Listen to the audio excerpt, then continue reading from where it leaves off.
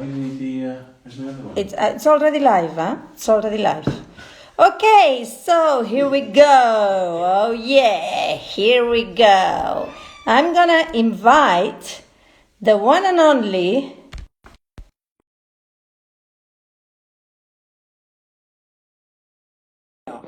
Stefano D'Argenio, Italian theater creator, right? Uh, oh, hello. Fantastic. Hello. Can you see me? I can Stefano? see you. Oh, Okay. fantastic. Okay, wonderful. So here we are. That's great. So, Marian. thank you for joining, Stefano D'Argenio. Hello, Caroline. Wonderful. So, I would like to start by introducing you a little bit. Stefano D'Argenio is a theater creator, right? Yeah. That focuses on artistic work that has a reflection on social issues and also has an educational aspect. And you started as a circus performer doing street shows, right? In Right. 1989, I remember. 98. I'm not so Or old. 1998, right, okay. Yeah. And you started as a theater performer in the street, doing street shows, and now you have two theater companies that you run. One is Inca Theater, which is a middle-scale theater company, and the other one is D'Argenio Theater, right? Yeah. Or D'Argenio Teatro, which is a small scale. And I'm really interested about well, we talked about immersive theater, right? I think that's part of your work, right? Immersive theater, correct? Yeah, correct. Yes. Yeah, let's say that due also to my background in street theater, for me the relationship with audience was always present in my work. So starting from those experiences, that you have a direct response from the audience when you are acting, because people is there on the street, and if they like, they stay. If they don't like, they go. Yeah. I started to think and to work on this relationship. So in the last years, then we more let's say professional works in terms of production, alone or with Inca Theater. I'm working on that issue. So it's my theater is audience oriented, we can Audience say. oriented, Yeah. immersive theater. I did a show with a theater company here called La Fura dels Baus. Maybe Yeah. you've heard of them. I was only 19 and I did a show with them, and that was very immersive theater because the audience was right with us. So that's interesting what you said about the street theater show. I mean, I know Josep Cañete is here. He's a friend of ours who does clown shows as well. And so, yeah, so what is immersive theater in your opinion? What is that? This thing with the audience and how to involve them. How do you do that? Yeah. Let's say that the main difference with traditional theater it's a big two big words, no? Traditional and theater is already a big word, but let's say the conventional one in which the actor or the actress is separated from the audience. In immersive theater, audience is a part of the show, so it's completely one of the extra actor that is inside. So we as creators, and when we think the topic or also the dramaturgy, let's say, we consider the audience part of our creation. So that's the main thing. Then there is the other main thing, that is the sensitivity and the sensorial aspects that we work on. That is different from the conventional theater, because we involve the touch, the taste, Also, let's say the audio environment is treated in different way from conventional theater. Of course, the barriers now in the contemporary theater, we are breaking anyway these kind of barriers. Before, this separation in between classical and, let's say, contemporary was bigger. Now it start to be everything is related. Also in theater, you start to see different approach on stage. Yeah. Yeah. Yeah, and right, yeah. So I've got some questions here. So you already kind of answered them. Um, how do you rehearse immersive theater? Because if the audience is another actor, right? But of course you don't have the audience there. So how do you rehearse that? Is it more of a you first kind of do the dramaturgy, you think about it, you kind of write it in that regard as the audience as another character? What's the process? Yeah, the process is quite tricky for this aspect that you don't have audience in front of you. Part of the second part of the creation is to work with audience. Before, let's say, the premiere, we work a lot with trials, with people. We, let's say, to lab rats. They come and to experiment practical things. But in the beginning, the main aspects is the venue, because we are not in theater, so we are in no conventional buildings. So are places that are not prepared to host people, and that they move on, and so the first aspect is to study the venue. And that's the big, yeah. So that's the big part of our work, is to install ourselves as our body as actors and creators in the venue. So it's to feel the place, to move around the place, to consider how many people they can fit in one room or in one corridor. So let's say it's more architectonical, urbanistic, historiographic work. Sometimes we also create according to the place, so it's more a site-specific work. Even then, in our way, we used to say site sympathetic. We use this terminology. That is when we apply the work in a place, but we know that we can reproduce in another place that has similar conditions. So, for example, sometimes we need 5 rooms and 2 corridors, or 1 open space and 1 internal. You can reproduce in different venues. But the creation is on the spot, because there is no other way. Then we have also the other aspect maybe that is important is the fact that we make training during the creation. So we train ourselves, and also we train the actors and the actresses that are participating according to this specific task that sometimes are underestimated in our work. That is how to move the audience, how to transport them, how to invite them without gesture or without the, let's say, conventional things. So we train a lot about that. Yeah, that's interesting. Many years ago, when I was living in England, I worked with a theatre company called Knee High Theatre, which were very, very big in England. And we did a thing called Wild Walks, and it was in nature, outdoors. And it was so people would go on a journey, right? And they would find different installations in different places. And it's interesting because it's similar, it's a little bit similar, but there was no training as such. That's really interesting that you train the actors on how to move the audience, how to interact with the audience, right? And how for them to be a part of it as well.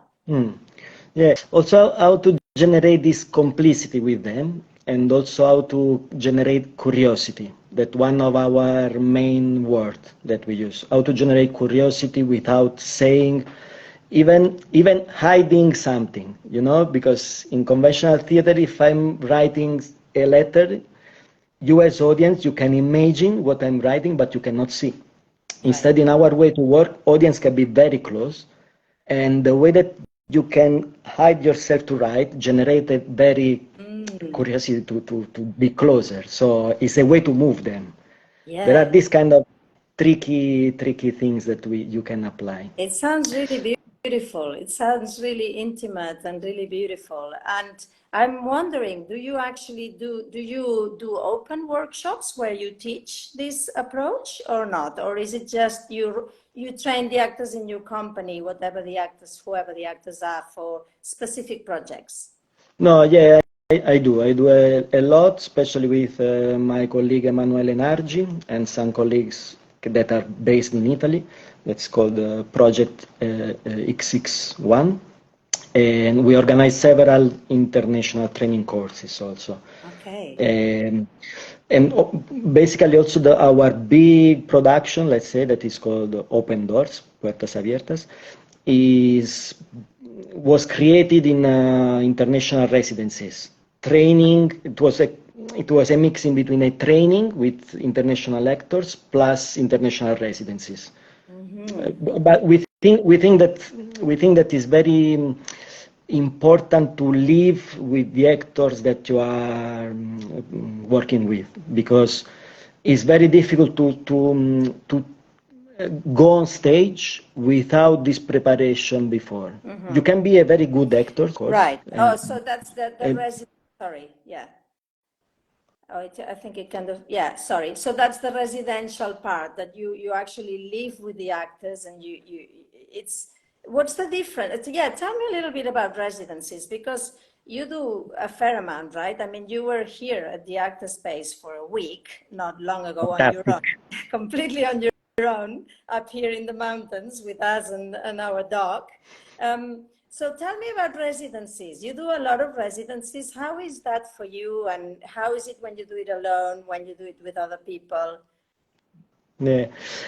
But I work with other people, it's very different than when I work alone, of course, especially because also in Inca Theater I'm a double role in between to be on stage, but also to, let's say, to be more than double, because I bit producing, a bit creating, a bit building up the setting, a bit directing. So you have more responsibilities, and you are more in terms of you are more the leader of a group. Yeah. So also your creative aspects are a bit limited, because the time, because the energy, and so on. So, but the work with Inca Company is very interesting, because the multi events that are happening at the same time. Because in our theater, the scenes are in different places at the same time.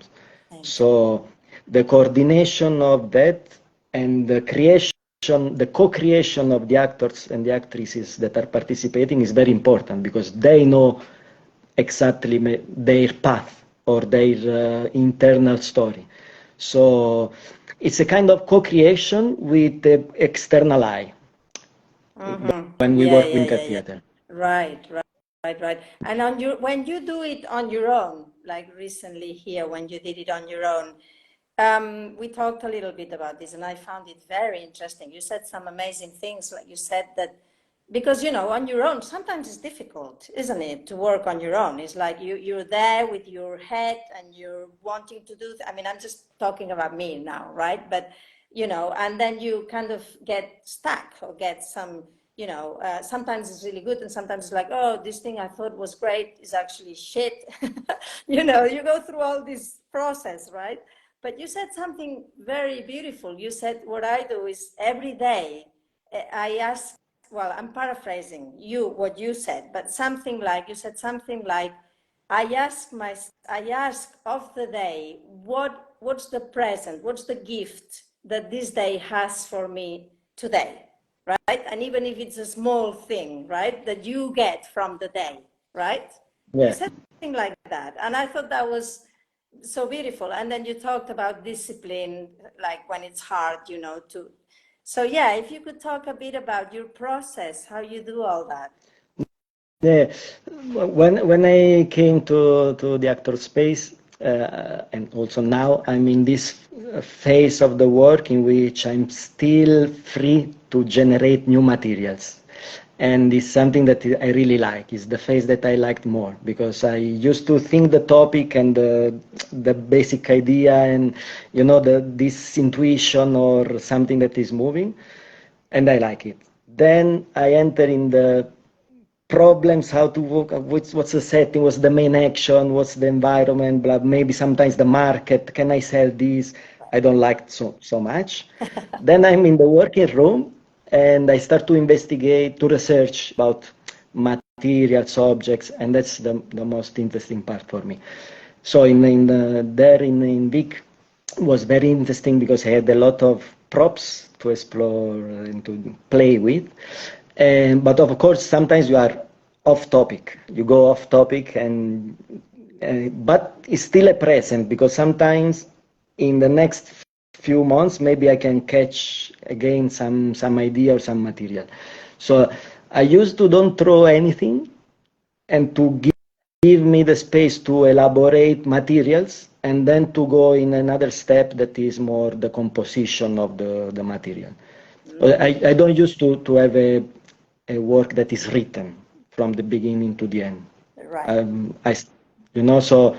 So in the working room, I play with myself, but then I know that I need someone from outside that can give me suggestions.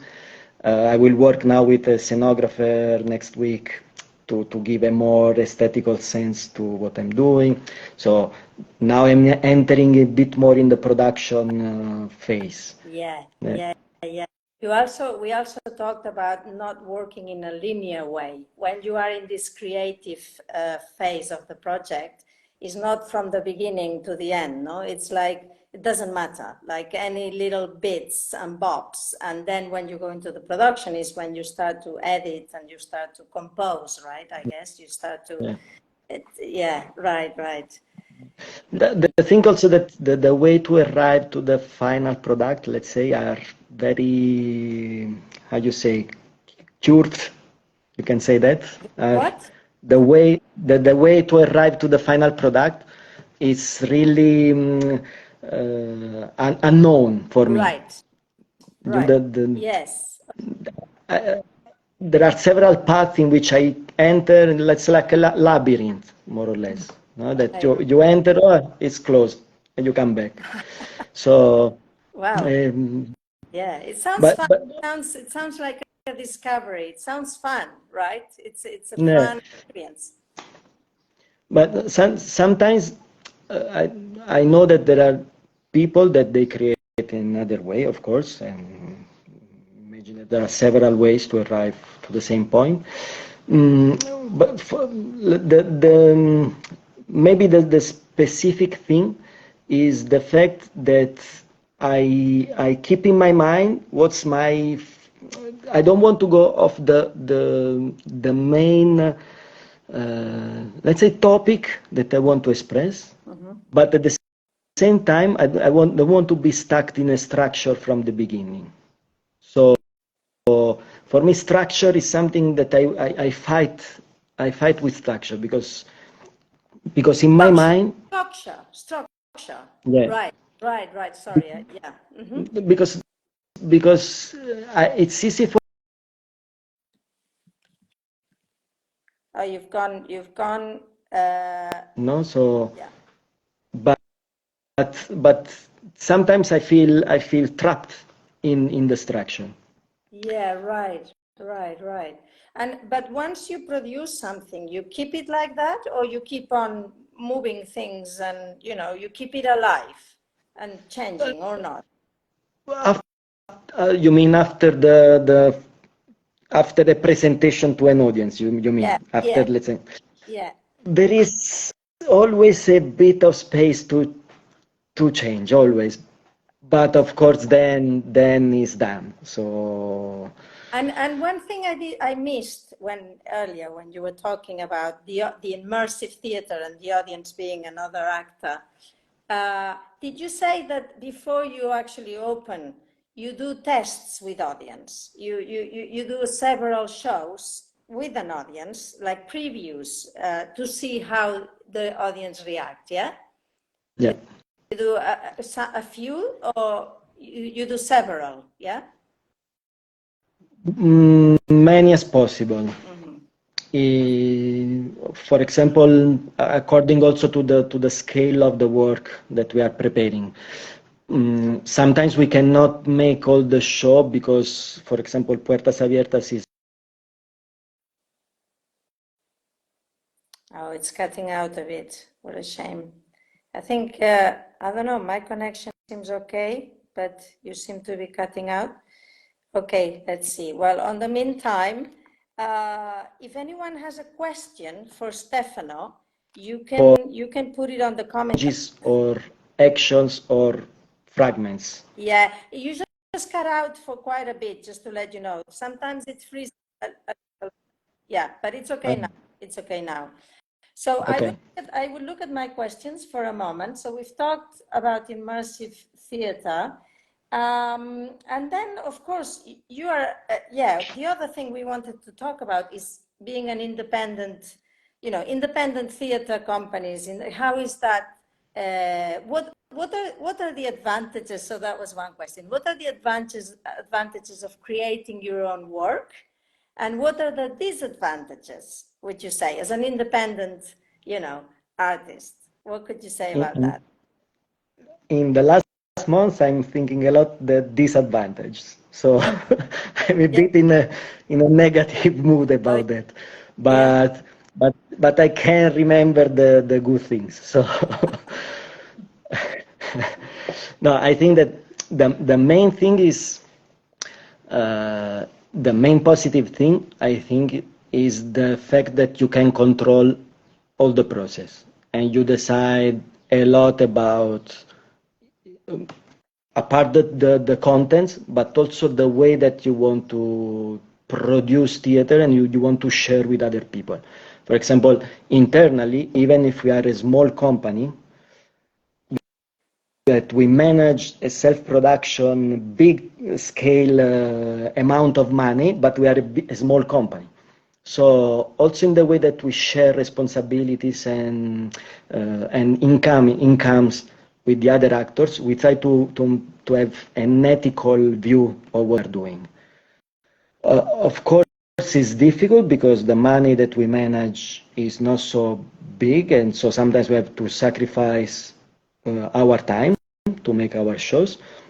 But we think that is very deep what we do in the group because it's a way to share all the process and to have a let's say a complicity with all the technicians, the direction, the actors, and also with the responsibles of the venues that hosts us.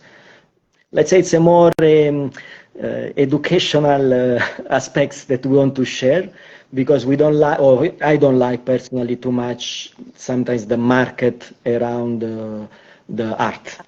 So for this reason, I really am proud to be independent in terms of self-manage and also to fundraise the money for our show. So you find some funding for your shows, you get funding, and then you also sell it. You sell your shows, you find the venues or you do all that part as well. All the yeah. That's the main way to work. Also we sometimes we take some risk about the presence of the audience. I mean, the ticketing is important part of our income, so sometimes we take these risks in complicity with all the staff. So you mean till now risks? You mean to put the price of it off the ticket, the price no of the ticket? No, the fact that, for example, we don't have, for example, a theater that is hosting us, that is paying our cachet, and so we take a risk to go there and to be paid by ticketing. Okay. So we do a business plan, let's say, to have, let's say, 1,000 people in 10 works, 10 functions. 10 functions. and 10 gigs, or yeah. 10 gigs, yeah. Mm. And we calculate the price of the tickets and we go. Right. So Yeah. so for this, you can see that this good thing is also bad things because we take risks. We do a lot of extra work that is not the creative one, is more administration, producing, and so on. We work manually on our scenographies that we like, but also it's an extra work that sometimes is not paid, Yeah. and blah, blah, blah. So there are different things. So yeah. So you say we. So it's you have a team, a hard team of people in your companies, or the Inca company, and Dargenio is just you, or how does that work? It's yes, in Inca Theater, basically it's me and Emanuele as leader, but then there are other four people that are, let's say, the street collaborators, plus other five, six that are inside the work, plus another 10 that are helpers, let's say. It's around 15 people that we work on the middle scale, big productions. Mm-hmm. So you can imagine also the organizational aspects of. Yeah. And where can we see the Puertas Abiertas? Is it gonna be shown soon? In December, again, I cannot say that with 100% sure, but it's in Llinars del Vallès again. It's Okay. in the ex monastery. Right.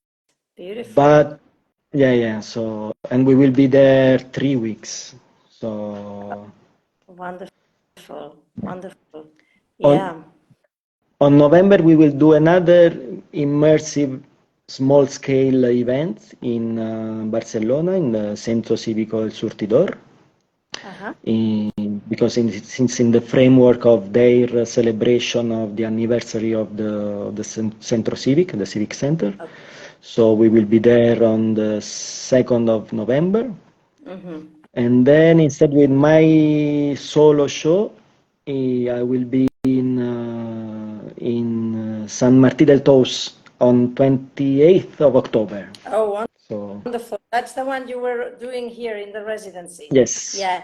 Yeah. Me and Simon, Stefano, at the last day asked us to go in the room and have a look, and it looked amazing. We had a talk, right? We had a chat, and it looked, Yeah.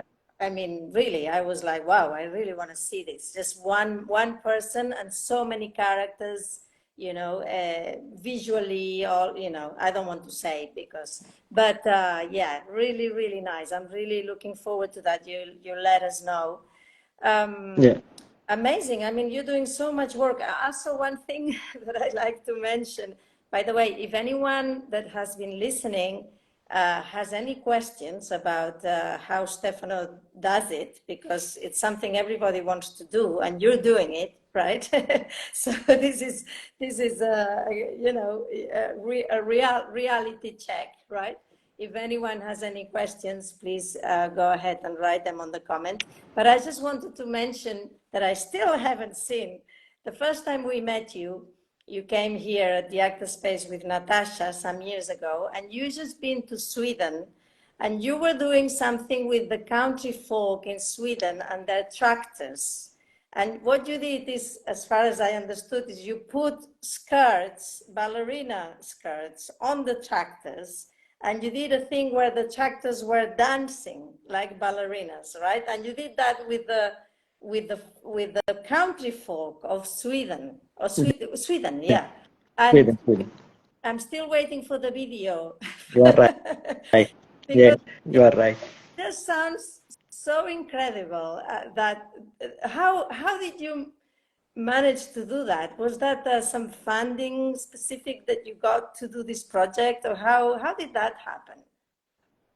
No, I was there because a training course. I was giving a training course in a residency in a, let's say, a building where happens different things. It was a farm, an old farm. So there were other artists creating, and they ran a lot of community projects.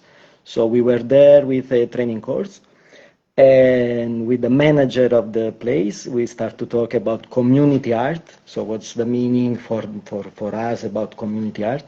And so they were starting to create a performance with the people from the village. And I just gave this idea because we were talking about classical music and so on. So we started to develop the idea during a dinner. And the day after, we went in the countryside asking to the people to do that. And a couple of people, they agreed, and we created the choreography. So it was very fluid. It was very simple to organize because also they do a lot of work there. So they are known. So I was filtered by them. Right. Also because One. in community project, for me, one of the aspects, the most important aspect is don't come from outside as an alien because you are an artist and it seems that you are better than others. You do, and you disappear. I don't like that. So but they were working on that, and it was a good thing to do. Mm. In other work that we do in Raval, in Barcelona, we do more. We keep more attention on process, or what's the process is doing for people that are using it. It's not so artistic or based on the final product. It's more based on the process. The process. So Right. yeah. And why do you do all this, Stefano? Sorry? What tickles your fancy? Why do you do all this? It's just something yeah, there you go. That's the question. Or why theater? That was another question that Natasha said. Why theater? Or why performance? Why do you do what you do? Maybe in the next chat, I have to think about that. I never thought about that.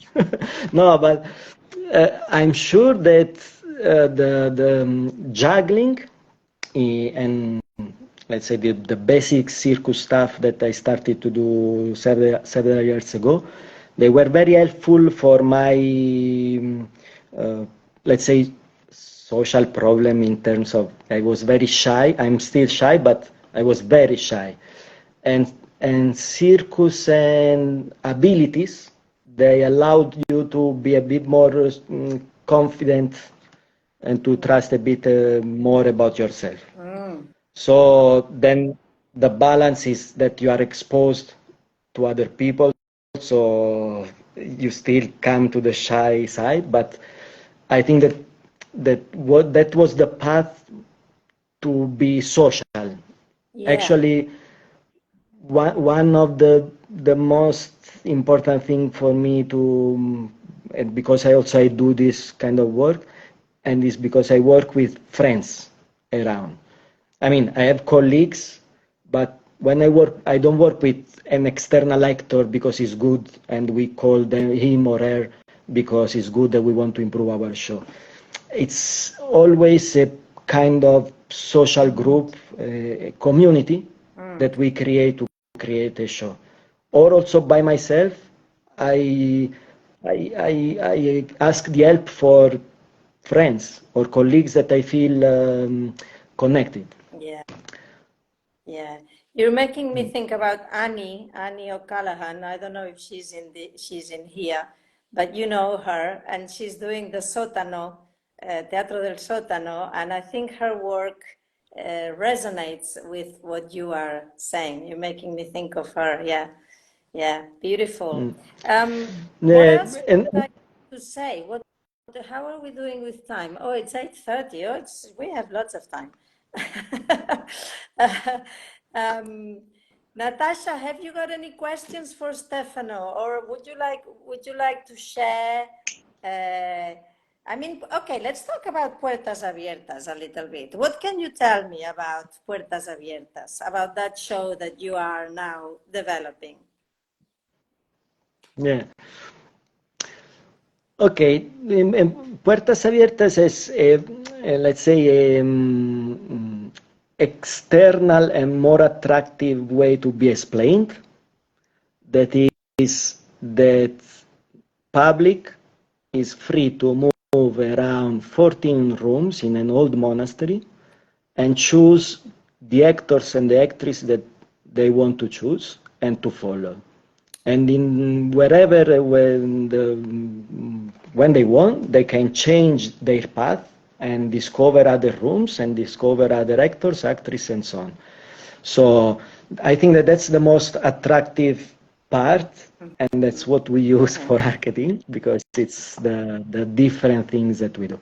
But also I think that for me is still very important the content and the way that we want to, that the audience reflect about topics. We don't have any moral issues or message to share or educational purpose, but we think that the topic is still the most important thing of the show, and the topic is about power, it's about tyranny, it's about some basic human relationship, and also about the self-tyranny that is inside every one of us.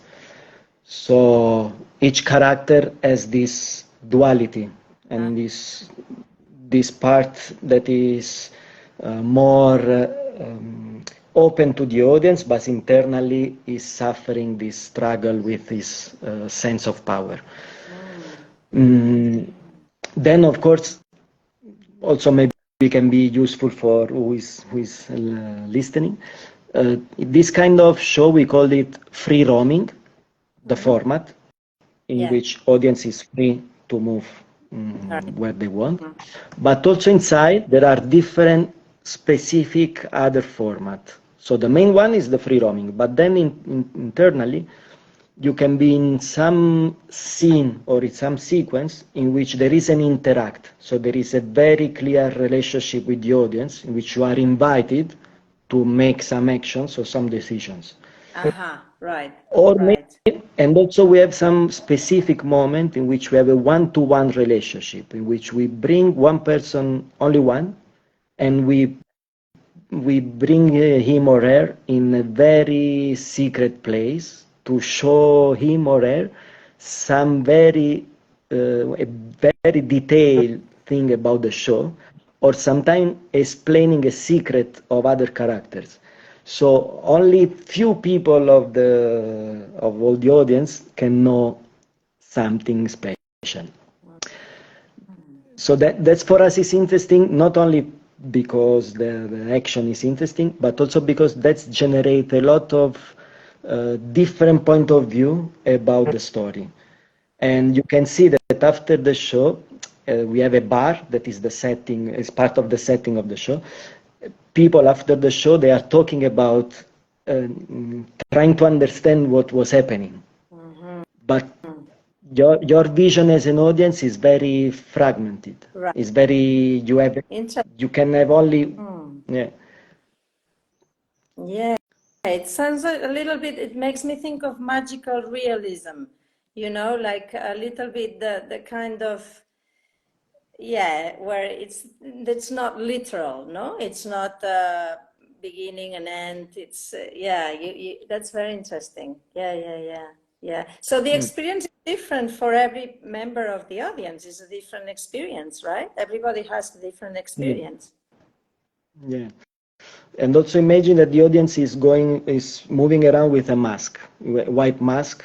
So for us, audiences are like ghosts. We neutralize them for us. Right. Instead, we are without mask, so audience can detect who is the actor or who is the actress. Right. But for us, it's very important because sometimes the proximity of people can be very disturbing. And in some way you cannot see their expression and you cannot control, you cannot empathize with their reaction. Right. Okay, because even if it's a show in which we have this interaction or the presence of the audience is important, we still be in our path and we work like a normal actor. with our text, with our body, with our actions, and crossing each other and having relationship and so on. So it will be very distracted if everybody's around and talking or moving or just with their expression. Yeah. Okay, I've got a couple more questions. What do you think of so-called underground theater? I mean, I know Simon is listening, I think, to this conversation, and he was, as a very young clown, he was definitely in the underground theater scene in the UK. What do you think about it here in Catalonia? It doesn't seem to exist very much, or does it exist? And what do you think about it? Hey, that's my favorite question. My favorite political question. Thank you for asking me. No, I really think that, especially Barcelona, but generally Catalonia, has a big, good effort, does a big effort to give spaces and to organize stuff and to be present and to give grants also. And this effort is evident and there is and exists. There are a lot of places in which you can go. Rehearsal is quite easy to access. The problem is that there is not for me circuit Right. in which the not official ones or the ones that are in the parameters of the market, you can even present your stuff. I'm not saying paid, that that should be the normal thing, but even present. You don't have even the space where to organize stuff that are not so free. So, and even the places that they try to do by themselves, they are often they are or eaten by, let's say, by the government in terms of the non-legal things and so on. Yeah. Or they cannot arrive to a big audience, so they live in this very how you say precariado. Precarious? Yeah. Yeah, in a precarious way. I'm really suffering this situation here.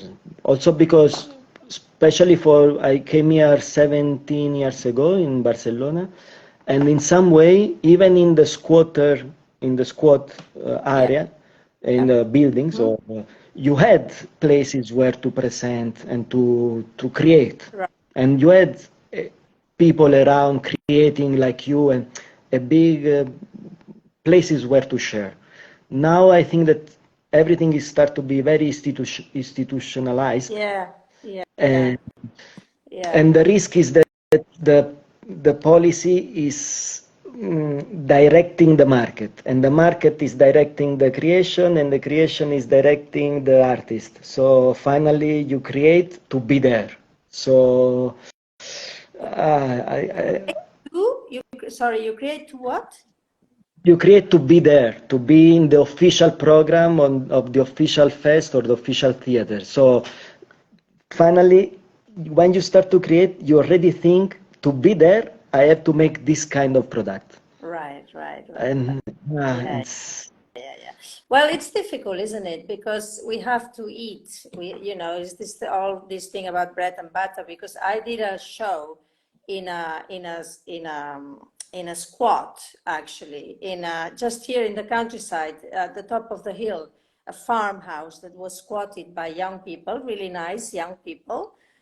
It was agreed with the owner of the house, so it was all cool. But then they decided to sell the house, so they had to leave. So they did a party, and they said to me if I had anything. So I did that little show that I do. I did it up there, and it was amazing. It was in a barn, because it's also a show that it's not in theater. It's originally was outdoors.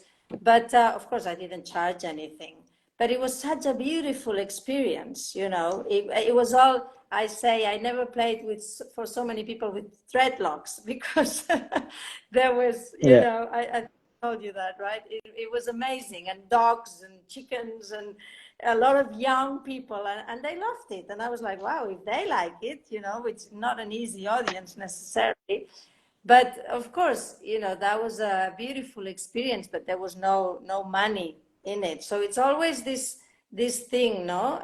Like you say, if you want to get paid, you have to go into the circuits, right? Into what exists.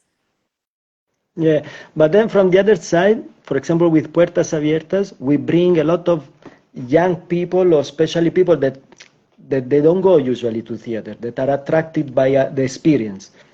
So Right. there is a market, that is not under the institution, because finally the persons that are going to the theater are always the same. You can read I studied a lot because I was doing a research about statistics on art, Right. and the quantity of people that is going to theater is very low. Oh, The fact that then the institutional theater are full, or they can manage a good amount of people, is because people repeats. I mean, I go to theater several times in a year, but new people that are going to theater is very low, yeah, very yeah, very low. yeah, yeah. So I think that there is a place to involve these persons, and it's not the conventional theater or the conventional space under the same structure with the same rules. Yeah, It's I more want, related. yeah. Sorry, I didn't mean to cut you. Sorry, go on. No, just that is more related with spaces, with places where to go and not to consume. It's places where you can go and have and to see people that are taking risk presenting a monologue. There is no this place. I mean, the fact that we want to also to educate the audience is also that the audience can see the different levels of artists.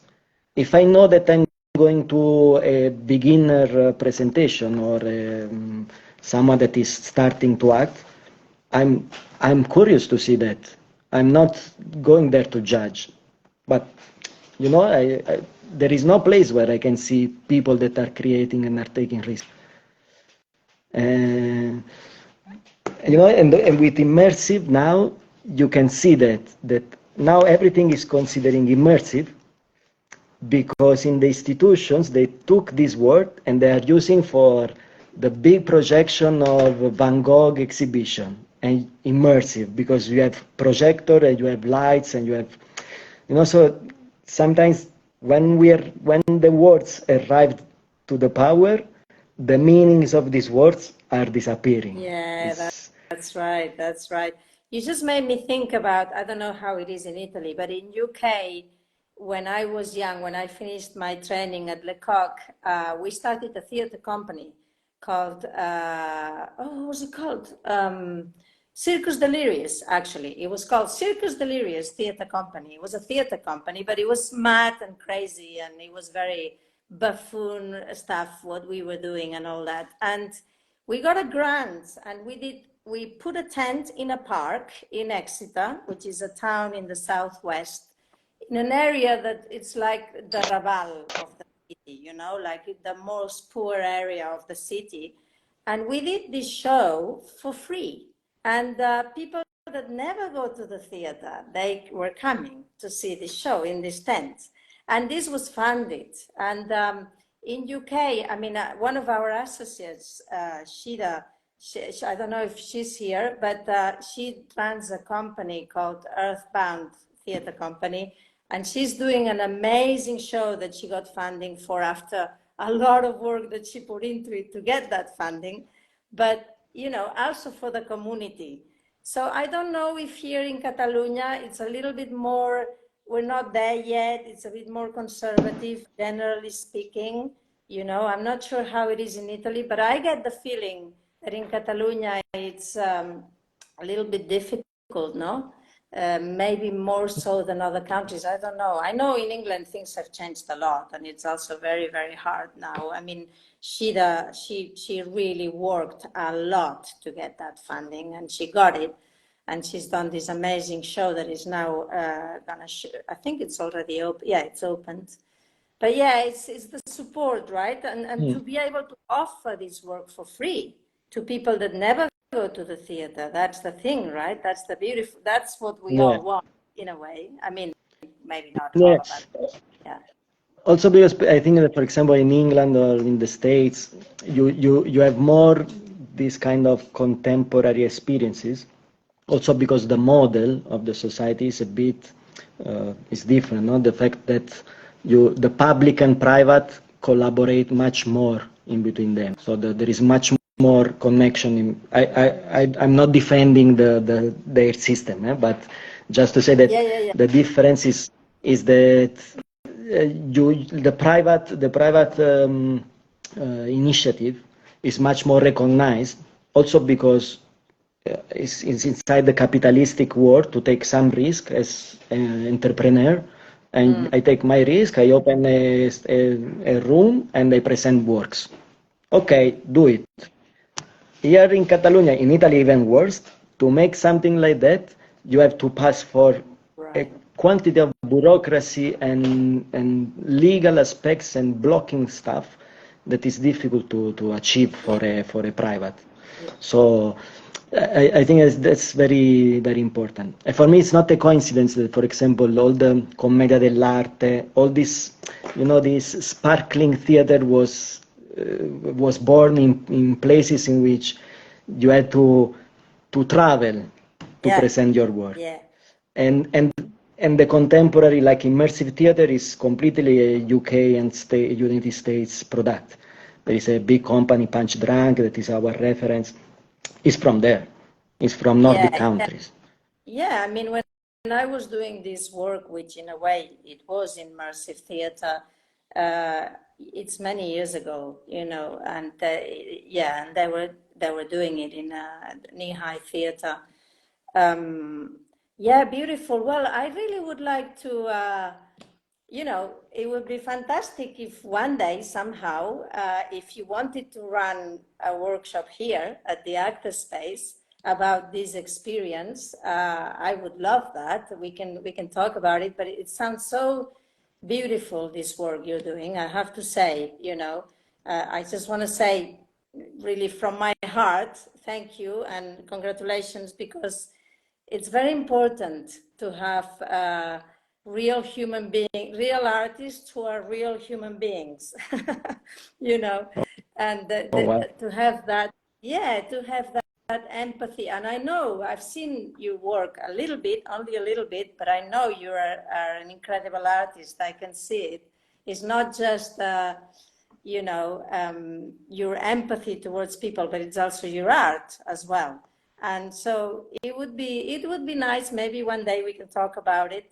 But also, I don't know if you want to, if anyone is interested in seeing your work, how can they find out? Is there like a website or where they can find out about your workshops and your shows and all of that? Yeah, there is the Inca web page is incateatro.com, and instead my website is teatrodargenio.com. It's more difficult to remember. Even I'm not very good in communication stuff. The web of Inca is more developed. My web and my social media are very poor in some way. I don't have this connection with social media, but I know that it's important, but I will work on it. And also maybe I would love to make workshop there, because your space is very is full of energy, and is one of the places that we have to defend. That we have to help in some way to develop in whatever is your direction, because it's one of these oases in the desert in which you can go, you are quiet, all your family here there around is very, they know where to stay. You know what I mean? I mean that you are very with the right amount of energy to ask and the right amount of energy to be far. For me, was a perfect residency. Great. So Yeah, whenever you need some help, yeah, thank I'm you. But available. yeah, we are, yeah, it'd be great to collaborate and do more things because yeah, we're really into that. Yeah, we're excited about this year because it's our 25th anniversary actually this year of the international workshops, and they're almost full. There's one place left, so that's I'm looking forward to that. It's always a blast. It's always a blast because people from everywhere, and yeah, it's just beautiful. And yeah, I think it's so important to take care of ourselves and of others, to take care because it's such a crazy world, right? It's important. And too many screens. I mean, we're on a screen now, but too many screens. We need real theater. We need to see, like Simon said, we need to see the performer. We need to hear the real music, look into their eyes, no? See what they're wearing. And all the feeling that you talk about in your immersive theater, the feeling, no, the smelling, that's life. That's, we're alive. And it's very different than just watching a Netflix thing, you know. Um, At so, the same time, that yeah, these processes are so fragile, no? That we have really to take care about how we say the things, how we propose our feedback, how we collaborate.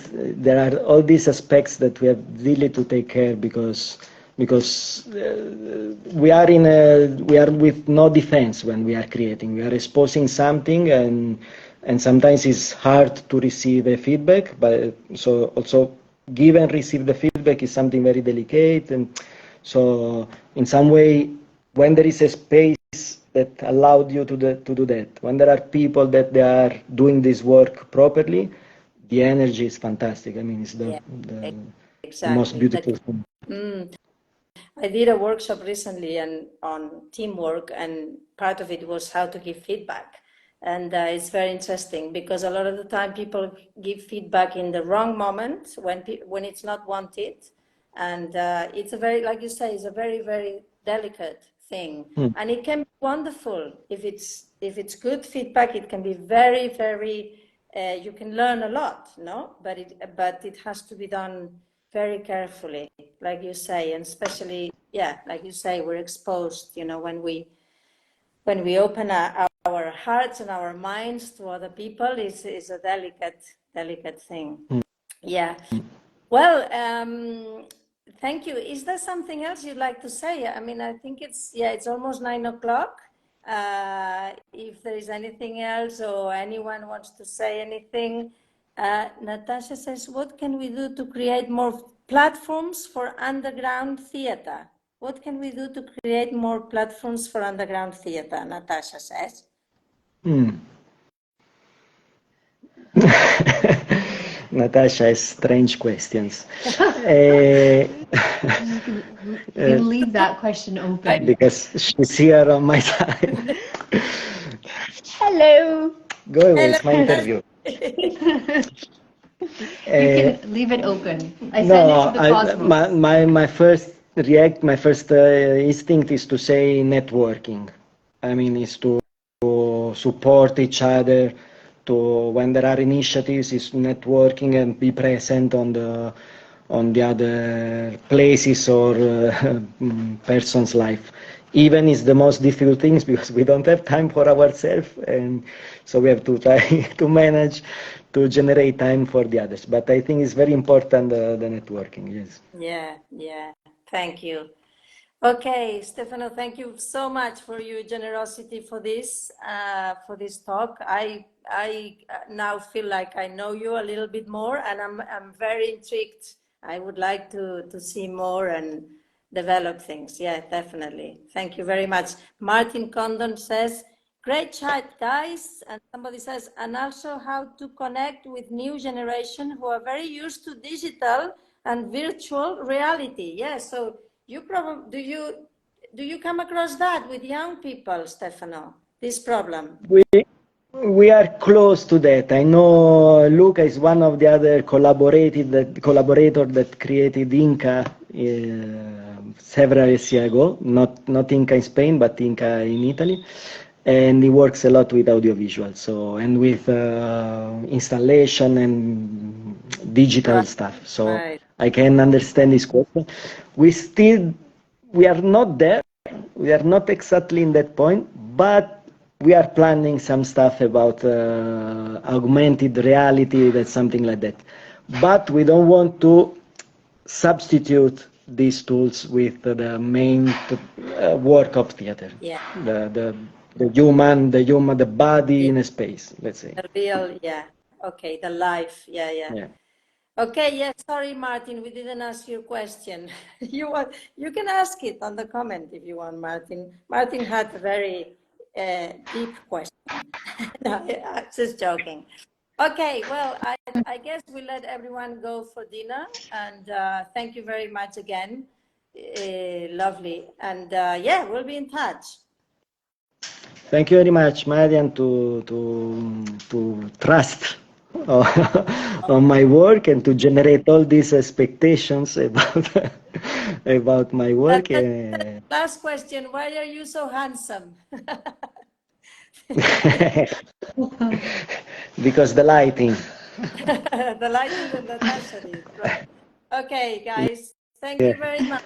And we hope to come and see you soon at your wonderful place. We haven't talked about Kangabarra, but next time. Next time. Okay. Bye. Thank you very Bye. much. Thank you to everybody. Ciao. Ciao, Luca. Ciao, Luca. Bye.